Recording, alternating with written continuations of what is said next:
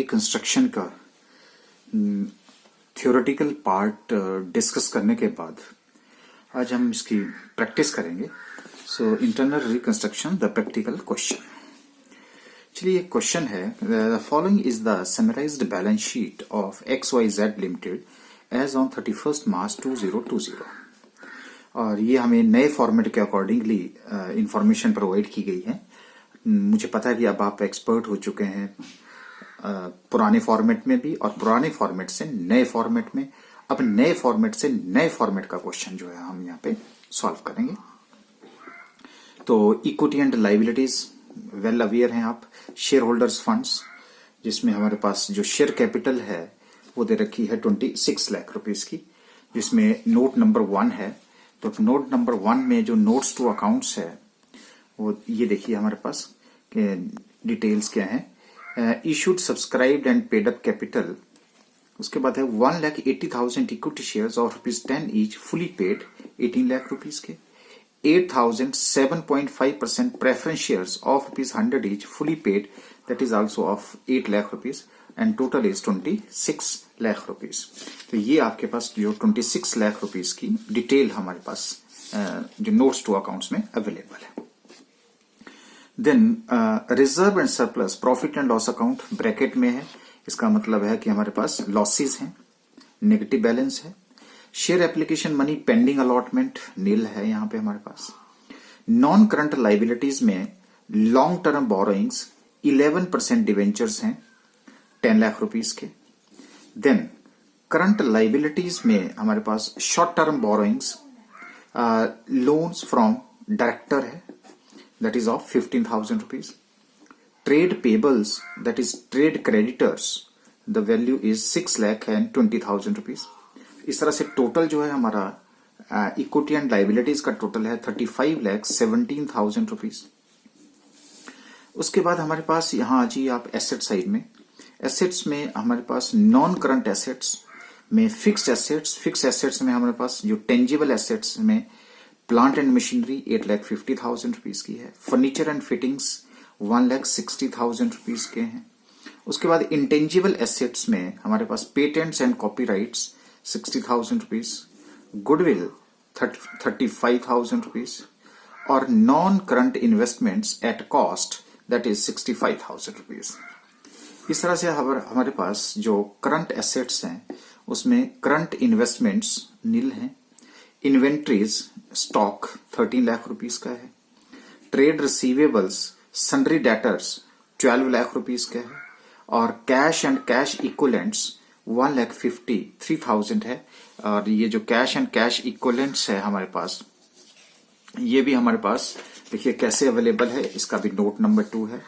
तो cash in hand हमारे पास 12,000 था और बैंक ओवरड्राफ्ट हमारा 1,65,000। इस तरह से जो कैश एंड कैश इक्विवेलेंट है वो बैंक ओवरड्राफ्ट 1,53,000 में ब्रैकेट के अंदर है, इसलिए ये ओवरड्राफ्ट है। अगर ओवरड्राफ्ट है तो हम इसको भी ब्रैकेट में डाल रहे हैं। इस तरह से हमारे पास जो टोटल है वो 35,17,000 रुपीज। तो अब आप इस क्वेश्चन से आप एनालाइज कर सकते हैं कि देखिए ये लॉसेस हैं हमारे पास, ये एसेट्स हैं, रिजर्व्स दिखाई जा रहे हैं यहाँ पे। गुडविल की वैल्यू है, अरे लॉस मेकिंग कंपनी है और फिर आप इसकी गुडविल दिखा रहे हैं। ये हमारे पास जो आपको हमने दो नोट्स टू अकाउंट्स थे वो बताए।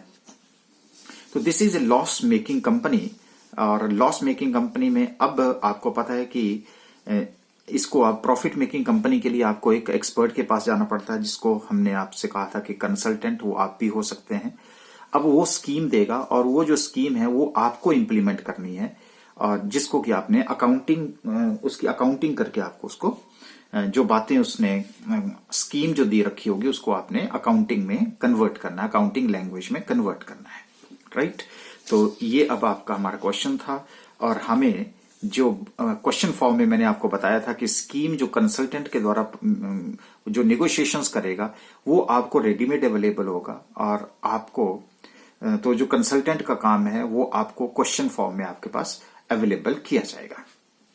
तो देखिए ये हमारे पास वो स्कीम आ गई है और वो स्कीम क्या है, कहता due to heavy losses and over valuation of asset. देखिए heavy losses and over value, assets में ओवर वैल्यूएशन है। The following scheme of reconstruction was finalised, right. तो first is preference share holders will surrender their 20% shares. देखिए अब preference share holder ने 20% shares को surrender कर देंगे वो, and they have been allotted 9% new preference shares for the remaining amount. और जो बाकी अमाउंट है उसके लिए भी उन्होंने एक नया प्रेफरेंस शेयर्स कैपिटल जो है वो प्रेफरेंस शेयर कैपिटल हमारे पास आ जाएगा नए नाम से, राइट। दूसरा है debenture holders having charge on plant and machinery would accept plant and machinery in full settlement. तो जो डिवेंचर होल्डर्स ने पैसा लेना था उसके अगेंस्ट वो प्लांट एंड मशीनरी के ऊपर उनका क्लेम था, तो जितना भी उन्होंने प्लांट एंड मशीनरी को ले लिया और फुल सेटलमेंट जो है अपने डिवेंचर होल्डर्स ने अपने जो क्लेम है उसकी फुल सेटलमेंट कर ली है। तो हम क्वेश्चन में देखेंगे कि फुल सेटलमेंट क्या है और प्लांट एंड मशीनरी की वैल्यू क्या है जब हम जर्नल एंट्रीज की तरफ को मूव करेंगे। पहले हम सिर्फ इसका एनालिसिस करके अंडरस्टैंड करने की कोशिश कर रहे हैं। तीसरा है trade creditors accepted to take over the stock up to the value of 6,20,000। तो जो ट्रेड क्रेडिटर्स थे उन्होंने जो स्टॉक कंपनी के पास पड़ा था उसको 6,20,000 रुपीज तक की वैल्यू का उन्होंने एक्सेप्ट करके अपनी जो ट्रेड क्रेडिटर्स का क्लेम है उसको छोड़ दिया।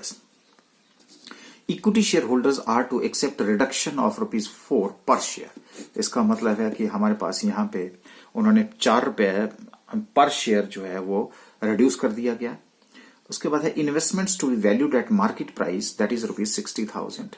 तो जो हमारे पास इन्वेस्टमेंट्स हैं, ये जो यहाँ पे हमारे पास इन्वेस्टमेंट्स हैं, हम जब अकाउंटिंग करेंगे तो उस टाइम हम आपको फिर बताएंगे। सन्डी डेटर्स एंड रिमेनिंग स्टॉक, इसके बाद जो स्टॉक बच जाता है, स्टॉक क्योंकि यहाँ पे कुछ स्टॉक जो है वो टेक ओवर कर लिया गया और जो बाकी बचा and remaining stock is to be valued at 90% of their book value, right. Okay, उसके बाद remaining stock is to be valued at 90% of their book value, sundry debtors और जो बाकी स्टॉक बच गया। Then after that directors have to forgo their loan in full. इसका मतलब है कि डायरेक्टर्स ने जो से लोन ले रखा था उन्होंने भी उसको फॉरगो कर दिया, अपना क्लेम छोड़ दिया। Patents and copyrights and goodwill have no more value. अगर क्वेश्चन में ना भी दिया हो, मेंशन ना किया हो, तब भी आपको पता है कि हमने आपको नोट बताया था, तब भी ये इसको जो है हम राइट ऑफ ही करते हैं। आपसे पूछा गया है कि पास necessary journal entries in the books of XYZ Limited, assuming that all the legal formalities have been completed। अब तो आप बड़े बच्चे बन गए हैं, अब आपको पता है कि लीगल फॉर्मेलिटीज क्या है, कंसल्टेंट का रोल क्या है, आपका रोल क्या है, कंपनी का रोल क्या है।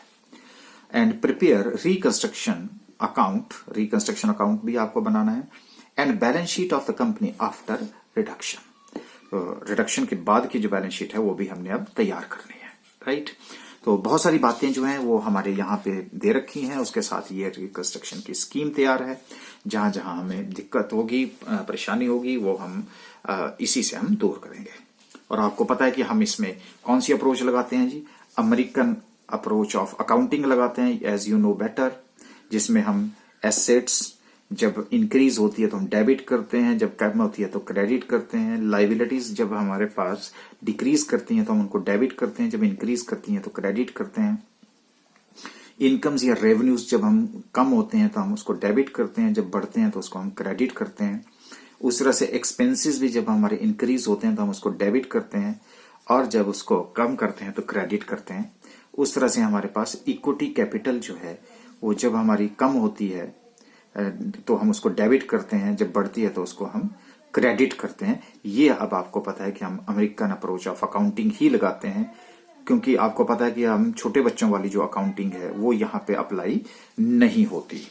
तो ये हमारे पास स्कीम है और ये हमारे पास जो क्वेश्चन है, और इसके अकॉर्डिंगली अब हम जर्नल एंट्रीज जो है वो पास करेंगे, उसका जो सोल्यूशन लेंगे। So this is the solution in the books of XYZ Limited, the journal। तो डेट है हमारे पास 2020 March 31st। Okay, so the first हमारे पास जो स्कीम ऑफ रिकंस्ट्रक्शन है वो क्या है that is preference shareholders will surrender their 20% shares and they have been allotted 9% new preference shares for the remaining amount. Okay तो इसका मतलब है कि इस स्कीम के अकॉर्डिंगली जो हमारे पास जो प्रेफरेंस शेयर होल्डर्स हैं, ये देखिए हमारे पास ये था हमारा जो नोट्स टू अकाउंट में प्रेफरेंस शेयर होल्डर्स की 7.5% preference shares of ₹100 each fully paid, that is of ₹8 lakh, right. और इसको हमने क्या किया, विल सरेंडर देयर 20% राइट। जब वो 20% सरेंडर राइट किए जाएंगे तो वो क्रेडिट बैलेंस है, तो उतने अमाउंट से हमें पहले उसको क्या करना पड़ेगा, डेबिट करना पड़ेगा, क्योंकि ये प्रेफरेंस जो पुराने प्रेफरेंस शेयर होल्डर्स हैं उनको जो है हमें फाड़ना पड़ेगा। तो इसलिए you know better about this 7.5% preference share capital account, और वो कितने की थी आपके पास, दैट इज ऑफ ₹8 लाख। तो ये हमारे पास जो 8 लाख रुपीज है, और जो नई कैपिटल आ गई है हमारे पास वो क्या थी जी, 9% new preference share for the remaining amount. So to 9% preference share capital account, that is of ₹6,40,000 for the remaining amount. क्योंकि उन्होंने 20% जो है अपना राइट जो है वो सरेंडर कर दिया है, तो वो फायदा हुआ, इसलिए वो रिकंस्ट्रक्शन अकाउंट में चला गया जो कि 1,60,000, और जो बाकी का अमाउंट था उसके बदले में हमने नई प्रेफरेंस शेयर कैपिटल जो है वो इशू कर दी। तो आई होप कि आपको फर्स्ट जो रिकंस्ट्रक्शन की जो स्कीम थी वो शायद आपको क्लियर होगी।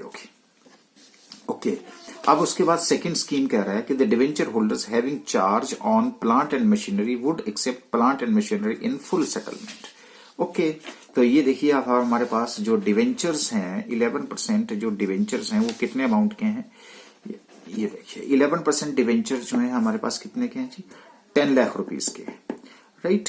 अच्छा, अब हमारे पास जो प्लांट एंड मशीनरी है वो कितने की है, 8.5 लाख रुपए की है। तो उसके अगेंस्ट उन्होंने क्या कर दिया, उसको फुल सेटलमेंट कर दिया।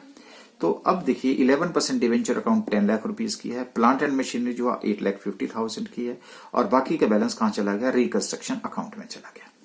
तो जैसे मैंने आपको कहा, being plant and machinery taken over bye 11% debenture holders in full settlement of their claim, यानी कि 10 लाख की जगह उन्होंने सिर्फ 8.5 लाख रुपए की प्लांट एंड मशीनरी ली, बाकी उन्होंने अपना राइट छोड़ दिया, अपना क्लेम छोड़ दिया, वो था 1,50,000 रुपीज का।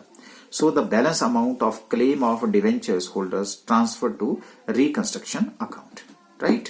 तो और उसी तरह से हमने क्या किया, सरेंडर ऑफ 20%, 7.5% प्रेफरेंस शेयर्स कर दिया हमने, और 9% प्रेफरेंस शेयर्स हमने इशू कर दिए गए, और 80% amount of the preference share as per the scheme of the reconstruction, 20% उन्होंने उसको सरेंडर कर दिया था।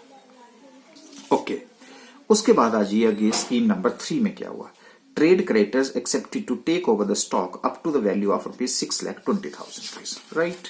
तो सिंपल सी बात है कि ट्रेड क्रेडिटर्स स्टॉक से ले लिए गए, और जो स्टॉक की वैल्यू है हमारे पास, ये देखिए यहाँ पे, ये प्लांट एंड मशीनरी और करंट एसेट्स में इन्वेंट्री स्टॉक कितने किया है, 13 लाख रुपीज के, 13 लाख रुपीज का हमारे पास यहाँ पे स्टॉक पड़ा है।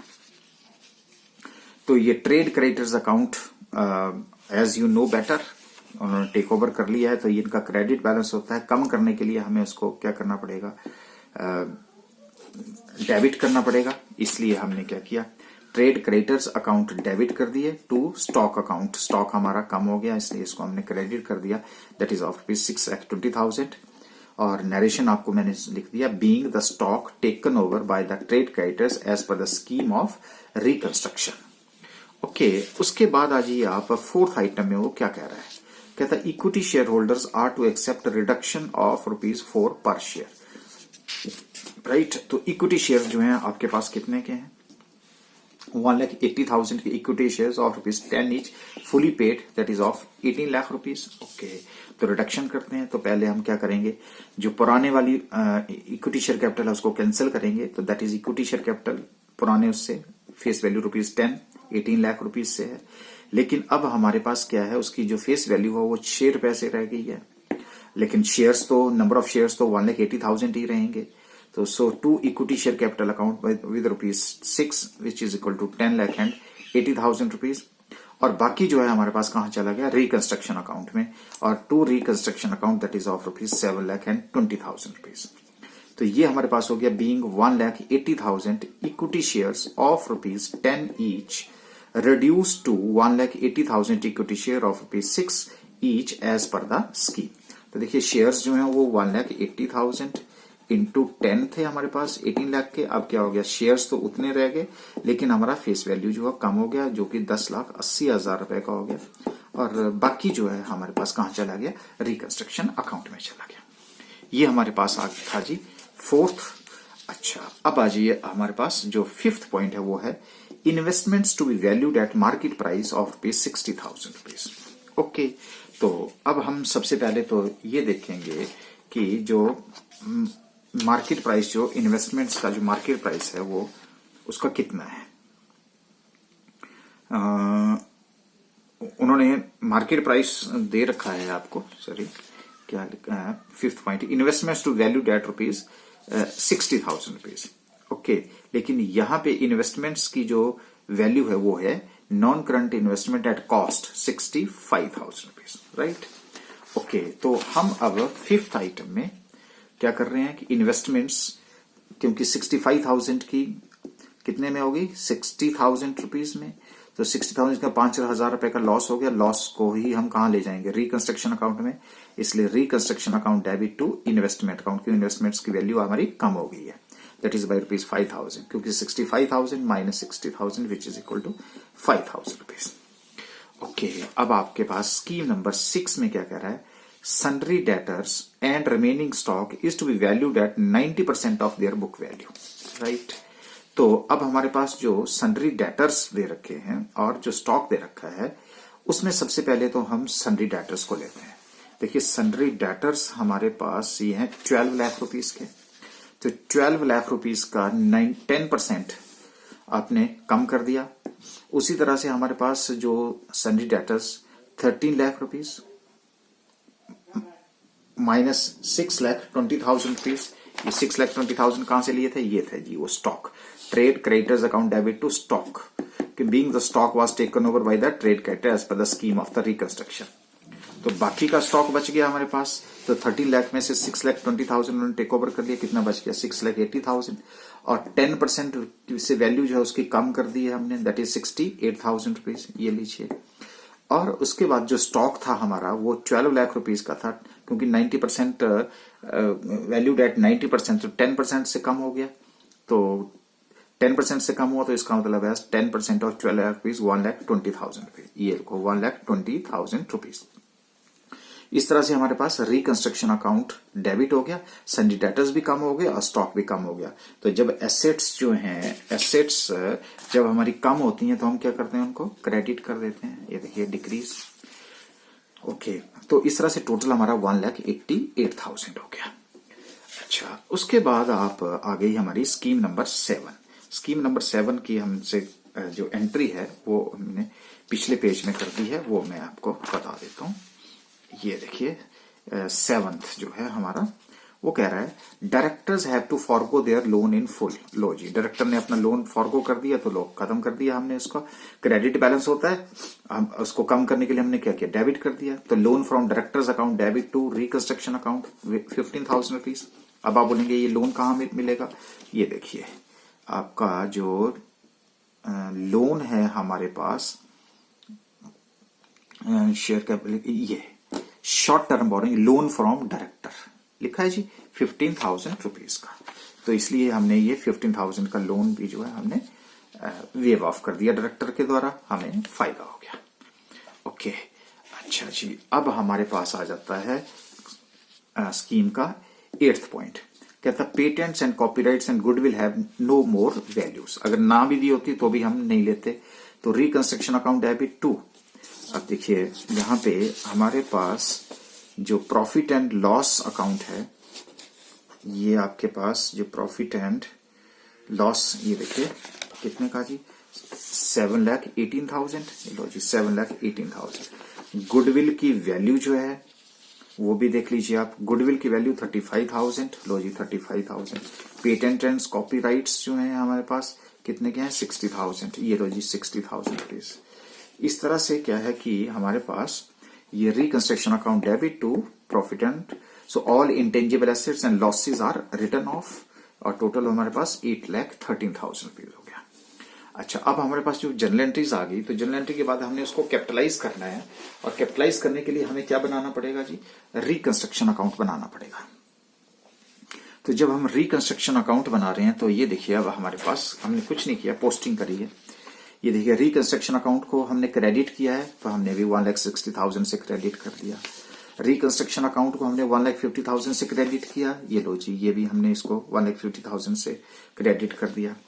उसके बाद आप देखिए, रिकंस्ट्रक्शन अकाउंट को हमने 7,20,000 से इक्विटी शेयर कैपिटल ने अपना सरेंडर कर दिया था, तो कितने से 7,20,000 ये क्रेडिट कर दिया, राइट जी। उसके बाद हमने ये loan from director account debit to reconstruction account, तो रिकंस्ट्रक्शन अकाउंट को हमने क्रेडिट किया, तो लो जी, loan from director reconstruction account से हमने क्रेडिट कर दिया। अच्छा, उसके बाद अब हमारे पास जो बाकी था वो ये था, आपके सामने है, reconstruction account debit to investments account, ये लो जी 5,000 रुपए से रिवैल्यूएशन पे। Reconstruction account debit to sundry debtors account and to stock account, ये लो जी सन्ड्री डेटर्स अकाउंट, और ये हमारा स्टॉक अकाउंट। फिर हमने प्रॉफिट एंड लॉस अकाउंट को राइट ऑफ किया, तो जब राइट ऑफ किया हमने प्रॉफिट एंड लॉस अकाउंट को, तो ये लीजिए profit and loss account 7,18,000 rupees, ये देखिए। उसके बाद हमने गुडविल को किया 35,000, बिल्कुल। उसके बाद हमारा पेटेंट्स एंड कॉपीराइट्स 60,000 रुपीज का हो गया। तो जब हमने इसको बैलेंस किया, तो बैलेंस करके हमारे पास टोटल ये हो गया, और ये हमारा टोटल हो गया। तो ये बैलेंसिंग फिगर हमारे पास आ गई है। जो बैलेंसिंग फिगर है उसको हम क्या कर देते हैं, कैपिटलाइज करते हैं। जब कैपिटलाइज करते हैं तो नेक्स्ट एंट्री पास करते हैं, और नेक्स्ट एंट्री क्या हुई, reconstruction account debit to capital reserve. इसका मतलब रिजर्व में हमारे पास पैसा आ गया, कितना आ गया जी, 39,000। कौन सी फिगर थी, बैलेंसिंग फिगर थी, क्योंकि इससे पहले जो क्वेश्चन किया था उसमें कोई बैलेंसिंग फिगर नहीं थी, बस ये कंसेप्ट मैंने आपसे शेयर करना था। तो इस तरह से हमने रिकंस्ट्रक्शन अकाउंट बना दिया, और रिकंस्ट्रक्शन अकाउंट बनाने के बाद हमने लास्ट एंट्री जो है वो पास कर दी, reconstruction account debit to capital reserve account. और साथ में आपसे बोला गया था कि you have also to prepare the reconstruction account, तो आज आपको रिकंस्ट्रक्शन अकाउंट को भी प्रिपेयर करने का मौका मिल गया। देखिए, यहाँ पे हमारे पास जितना भी पैसा जो था वो बचा था, जो क्लेम थे वो वापस किया, और बाकी को जो हमने कैपिटलाइज कर दिया गया 39,000 रुपए से, राइट, ओके। तो अब हमारे से ये पूछा गया है कि अब आपने उसकी बैलेंस शीट जो है वो तैयार करनी है। बिल्कुल सही बात है जी, बैलेंस शीट को हम तैयार करेंगे। और तो पहली हमारे पास क्या आती है जी, XYZ limited and reduced word होता है। So balance sheet as at 31 March 2020। तो हमारा पहला है इक्विटी एंड लायबिलिटीज, और पहला है शेयर होल्डर्स फंड, और हमारे पास क्या है, शेयर कैपिटल। शेयर कैपिटल का मैंने नोट्स आपको तैयार करके दिया है। तो इसमें हमारे पास क्या है, ऑथराइज कैपिटल कुछ नहीं थी, इश्यूड एंड सब्सक्राइब्ड कैपिटल कुछ नहीं थी। अब हमारे पास क्या है, 1,80,000 इक्विटी शेयर्स, जिसकी वैल्यू उस टाइम कितनी थी जी, मैं आपको जो पुराना था 1,80,000 equity share 10 is fully paid, कितना था जी, 18 लाख रुपीज। ओके, तो यहाँ पे अब हमारे पास क्या हो गया, 4 पैसे उसने रिड्यूस कर दिया था, इसलिए 1,80,000 equity shares of ₹6 each fully paid, कितना हो गया जी, 6 इंटू 1,80,000 दैट इज 10,80,000 रुपीज। अच्छा, उसके बाद आपको पता है प्रेफरेंस शेयर के लिए क्या कहा था, 8,000 7.5% preference share ₹100 each fully paid 8 lakh rupees. यहाँ पे उसके बदले में हमने क्या किया जी, 9% प्रेफरेंस शेयर्स जो हैं हमने इशू किए थे, ठीक है जी। और जो हमारा preference share holders that is of ₹6,40,000 rupees के, क्योंकि 6,400 इक्विटी शेयर्स, यहां पे तो आपके पास जो इक्विटी शेयर्स थे वो देखिए, मैं आपको ये भी बता देता हूं। कहता है preference share holders will surrender their 20% shares and they have been allotted 9% new, तो 20% तो उन्होंने क्या कर दिया था, अपना सरेंडर कर दिया है। तो सरेंडर जब कर दिया उन्होंने, तो एक तरह से 8,000 के 20% जो है वो 1,600 शेयर्स हो गए। सो 1,600 को 8,000 से माइनस करेंगे तो कितने रह जाएंगे, 6,400। 9% preference shares of ₹100 each fully paid हो गए, तो कितना हो गया, 6,40,000। तो दोनों कैपिटल जो है 70,20,000 रुपीज की कैपिटल कैसे आई, ये मैंने आपको दिखाया, और ये नोट नंबर 1 में 70,20,000। और अभी हमने आपको बताया कि कैपिटल रिजर्व में हमारे पास कितना पैसा आया, 39,000। कहाँ से आया था जी ये पैसा जो है सर? अभी अभी हमने जो है वो रिकंस्ट्रक्शन अकाउंट बनाया था जिसको हमने ट्रांसफर किया था। ये देखिए कैपिटल रिजर्व में 39,000 से, तो वो कैपिटल रिजर्व का हमने नोट नंबर 2 यहाँ पे लगा दिया और यहाँ रिजर्व एंड सरप्लस में कहा कितना चला गया जी? 39,000 रुपीज आपका यहाँ पे चला गया, right. Share application money pending allotment बिल्कुल नहीं है हमारे पास। नॉन करंट जो लाइबिलिटीज थी 11% डिवेंचर्स की जो लाइबिलिटी थी वो हमने क्या कर दी? वो हमने खत्म कर दी थी, राइट। क्यों की थी खत्म ये भी बता देता हूं। क्योंकि debenture holders having charge on plant and machinery would accept plant and machinery in full settlement, खत्म, ओके। उसके बाद हमारे पास जो करंट लाइबिलिटीज थी उसमें हमारे पास लोन फ्रॉम डायरेक्टर था वो भी वेव ऑफ हो गया था और ट्रेड क्रेडिटर्स भी हमारे खत्म हो गए थे, इसलिए जो ट्रेड करंट लाइबिलिटीज है वो भी हमारी खत्म हो गई। अगर नहीं है आपको थोड़ा सा क्रॉस चेक करना है तो ये देखो directors have to forgo their own in full settlement. और जो बात करी थी हमने ट्रेड क्रेडिटर्स की बात करी थी, वो trade creditors accept to take over the stock up to the value of 6,20,000 rupees, जिसको हमने वहां से खत्म कर दिया था, इसलिए हमारे पास यहाँ पे कोई वैल्यू नहीं है। अगर नहीं है तो इसका टोटल हमारे पास 70,59,000 आ गया। आगे बढ़ते हैं जी हम एसेट साइड की तरफ को। आपके सामने जो स्कीम थी हमारे पास फिक्स्ड एसेट्स की, उसमें टेंजिबल एसेट्स नोट नंबर 3 वो मैं आपको बता देता हूं, पुराने और नए की बात जो है आपसे। देखिए उसमें fixed assets plant and machinery हमारे पास 8,50,000 रुपीज की थी, जिसको कि हमने क्या कहा था? देखिए प्लांट एंड मशीनरी के बारे में हमारे पास debenture holder having charge on plant and machinery would accept plant and machinery in full settlement, लो जी खत्म होगी, इसलिए taken over by the debenture holders, taken over by the debenture holders that is of 8,50,000 और ये value हो गई हमारी नील, राइट। उसके बाद हमारे पास सिर्फ क्या रह गया था? फर्नीचर एंड फिटिंग्स रह गई थी, वो थी हमारी 1,60,000 रुपीज की, 1,60,000। तो इस तरह से हमारे पास जो टोटल हो गया वो 1,60,000 रुपीज की फिक्स्ड एसेट्स बची गई। तो ये देखिए फिक्स्ड एसेट्स में 1,60,000। उसके बाद है non current investments. Non current investments में आपको याद है हमारे पास कि 65,000 की थी, उसमें से written off as per the scheme जो थी वो कितनी थी? 5,000, बाकी कितनी बच गई हमारी? 60,000 जो वैल्यू बताई थी, तो वो वैल्यू हमारी 60,000 हो गई। उसके बाद करंट इन्वेस्टमेंट्स हैं, वो करंट इन्वेस्टमेंट्स हमारे पास वहां भी नील थी, यहां भी नील है। उसके बाद हमारे इन्वेंट्रीज आती हैं, तो इन्वेंट्रीज हमारे पास कितनी थी? 13 लाख रुपीज की थी।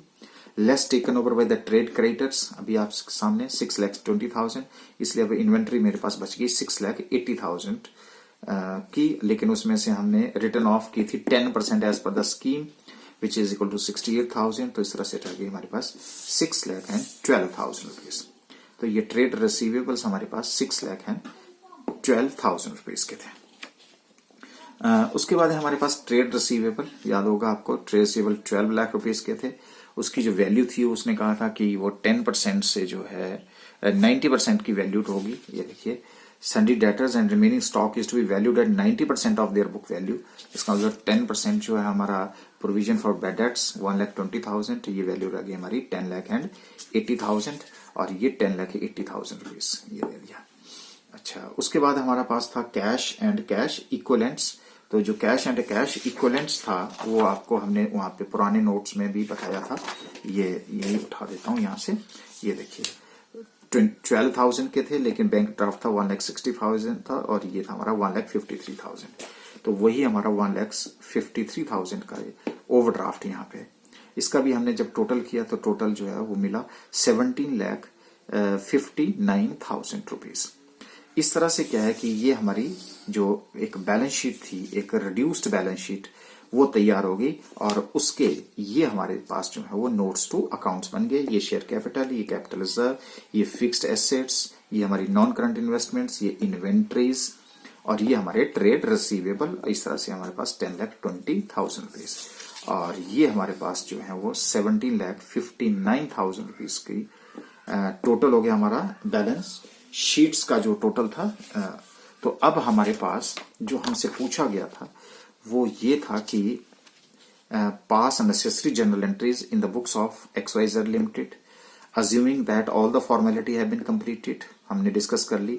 Prepare reconstruction account, वो भी हमने प्रिपेयर कर लिया. And the balance sheet of the company after reduction, और वो रिडक्शन के बाद की जो बैलेंस शीट है वो भी अब हमारे पास यहाँ पे तैयार है. इस तरह से जो है आपने एग्जाम में जो क्वेश्चन है वो नए फॉर्मेट के अकॉर्डिंगली आएगा, और नए फॉर्मेट के अकॉर्डिंगली आपने बस वर्डिंग में स्कीम को समझना है, और स्कीम को समझ करके क्वेश्चन को आपने सॉल्व करना है. सो अब आप जितनी ज्यादा प्रैक्टिस करेंगे उतने ज्यादा लर्न करेंगे. Do more practice, do more practical questions, and I hope कि आप इंटरनल रिकंस्ट्रक्शन का जो चैप्टर है वो आपको बहुत ही आसान लगेगा, क्योंकि ये बहुत ही सिंपल सा चैप्टर है. इसमें पढ़ाने के लिए कोई ज्यादा बात नहीं है, सिर्फ आपको इसकी बीमारियां, इसकी जो शॉर्ट कमिंग्स हैं वो खत्म करके आपको एक नई बैलेंस शीट जो है वो तैयार करनी है. कि आई होप कि अब आप इंटरनल रिकंस्ट्रक्शन के भी मास्टर बन गए.